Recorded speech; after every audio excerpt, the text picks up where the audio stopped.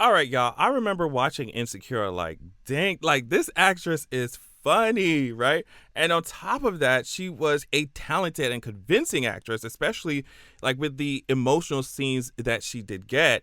And since then, I've been dying to see what she would do with more material since she was in a side role on Insecure, right? And now with How to Die Alone, my wish has been granted. Also, she's going to be creating and starring in a movie about that TikTok viral series, Who the F Did I Marry? So that's going to be cool, right? But staying on topic, not only is Natasha Rothwell the lead on her new show, How to Die Alone, she serves as its creator, executive producer, and co-showrunner as well. Also, she is a writer on it too, clearly. It just goes to show how talented this woman is. Let's talk about the show.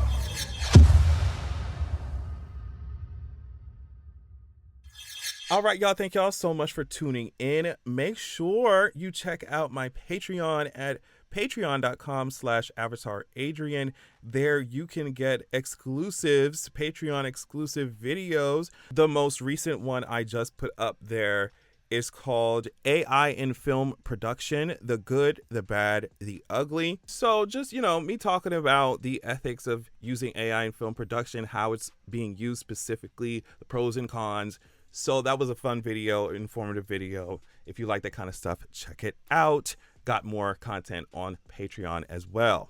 All right, so let's talk about the show. So there are 8 episodes in total. At the time that I'm making this video, only 6 have been released so far. The final 2 are coming this Friday. So if you want to check it out, you can binge it. But if you have not checked it out, I would definitely advise against watching this video because spoilers will be ahead. I want to talk about these characters real quick and go down the line. The first character that we got is Melissa, or Mel, the main character played by Natasha Rothwell herself.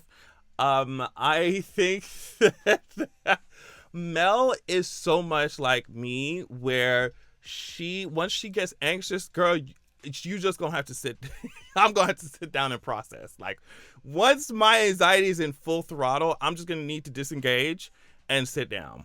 I'm so sorry. I love how this character was so scared to fly, and she works at an airport, and how she trying to run around to this man's wedding, her ex-wedding. Like, it's just a mess. I'm gonna get into it more, obviously, because like we gotta talk about the relationships that she has with these characters when we talk about these characters. So yeah, let's get into it. Now, I know this might be weird to have an honorable mention this early on. Either way, the list of characters is not in any particular order. I'm just telling you my favorite. But either way, I'm gonna say an honorable mention because she did. No shade, but Elise was this really cool elderly patient who shared a hospital room with Mel when she first had that near-death experience and was choking on food and had to be brought in.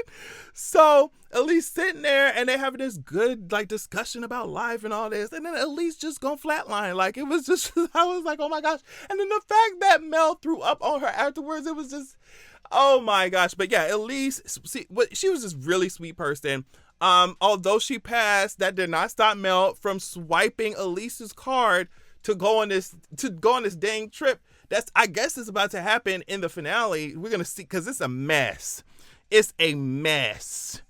Let's just skip to Alex right here. Let's talk about Alex, because Alex is Mel's ex-boyfriend and also her boss. And so I'm just, what kind of predicament you got to be in to have your ex as a boss? And they went into the backstory and stuff. It's just the way that she cut him off so quick before he had the chance to do it in her mind, because she was just scared. It was like relatable. Definitely relatable. But either way, Alex is cute. Obviously, they have feelings. To me, it gives that they have feelings for each other, but I could be wrong. But Mel definitely has said that she still has feelings for Alex. And now Mel is trying to go, but Alex is getting married, so she's trying to go to Maui, to the wedding. I'm like, girl, you need to stay home. You need to She talk about, I'm just going for the waves and the ocean. Girl, you're not going for that. You're going for Alex because he's fine. And I get it, but still, my goodness. Okay, so Rory, what's up? Played by Conrad Ricamora. Now, we've seen Conrad on How to Get Away with Murder and other things. Very talented actor. Definitely play, put him in a gay role and I'm going to be watching. Sorry. Like, I just am. Although, like, in the very first episode, he did that shiesty stuff to Mel.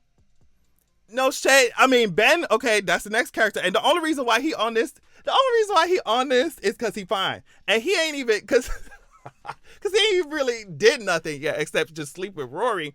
But yeah, he on here because he fine. The way he picked him up and said, hey, guess what? If I said SDX, you would have heard me say it. I was gagging. And so was Rory. And he was gagging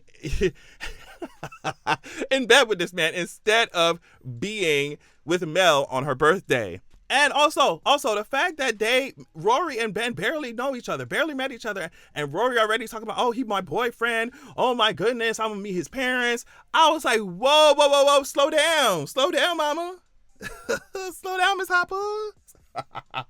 Oh, okay, child, let's talk about Terrence. Terrence is fine. And he's very nice and very sweet to Mel. And so this is why I'm like, okay, even if this stuff with Alex don't work out and you just miss the train, which you may have, Mel, like you just may have, this man is getting married. You shut this man down. So like, if you miss the train with this man, like you need to go ahead and check out Terrence. Terrence is right there. She obsessing over all these other men. I'm just like, Terrence is right there. Terrence, like, he done got a whole simulator to make sure that Mel feels safe on the flight because she ain't never flown before. Like, he going out of his way to make sure she good. And it's just like, girl, he right there. He fine. Like, why y'all ain't changed number, exchanged number yet? Like, what's going on?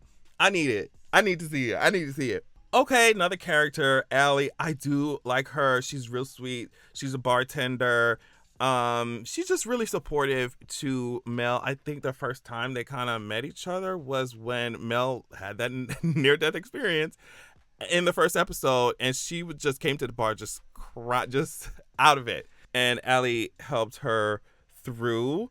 Patty, I think, is this character's name here. She's Mel's rival and completely hilarious. She's hilarious because it feels like a real rivalry, but it doesn't feel like too mean-spirited, so you don't like feel bad laughing. You see what I'm saying? But she's funny. Like, the actress here she's really good at what she does. She's really good. I love Kaya. Is that how you pronounce her name? Kaya? Or Kaya? Whatever. She's the one who be selling snacks and candies and stuff at her job at the airport, where she's definitely not supposed to. I think she's funny. Now, Brian is Mel's older brother. Now, at first I was like, dang, Brian's so mean to Mel, da, da, da. But then, like, as the season went on, I was like, oh, y'all mean to each other because y'all are both toxic messes. Y'all are messes. And so, like, but the brother, you could tell he done put himself under so much stress. He's put under so much stress by the family, by Beverly, which I guess is the last character I'll talk about. Beverly's Mel's mom. And I feel like the characters just represent so many, like, millennials relationships with their parents. It's just, especially with that religious stuff that Brian kept making fun of his family for, like, like, oh my goodness, like when he played that joke on Mel by lying to the family and saying that Mel had a boyfriend, and then on top of that he added, oh, and he don't love Jesus too. Like, he just I don't know, I feel like Beverly, like the mom, all that just represents so, like, the older some people in the older generation, like from our like millennials parents generation, like how they think and how they act and how it interacts with your millennial life. And like the way she put so much pressure on Brian, so much focus on him, on what he's doing, and then kind of just cast Mel to the side. I was like, oh, that's a perfect portrayal. Anyway, let me know what y'all think about this, because I watched episode 1. I did not turn back. It was just funny. And I know it's like outside of the realm of what I usually cover on this channel, like sci-fi and fantasy and stuff. But I was like, let me just, and anime and stuff, but I was like, let me see what if the girl's talking about this, because it's funny. But yeah, thank y'all so much for watching. Make sure you check out my Patreon at patreon.com/avataradrian, and I'll check y'all later. Peace. Make sure that you're going to www.zeraxia.com. When you join the wait list there on the site, you will be the first to be notified when I drop my sequel. Also, you'll immediately get chapter 1 of my upcoming sequel of the upcoming book sent to your email as a PDF. So check that out.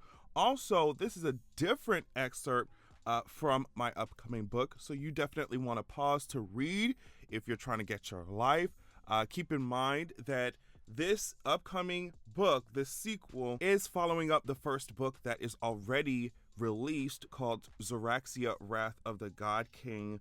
I released it a few years ago. It was my introduction to writing fantasy and stuff. So just go easy on me. But either way, as you can see here, it's given 4.9 stars. It's given 4.9 stars. So yeah, check out Zeraxia, Wrath of the God King while you wait for Zeraxia, The Vengeance of Coldwind, right? And go to Zeraxia.com, sign up, join the wait list, get your free chapter.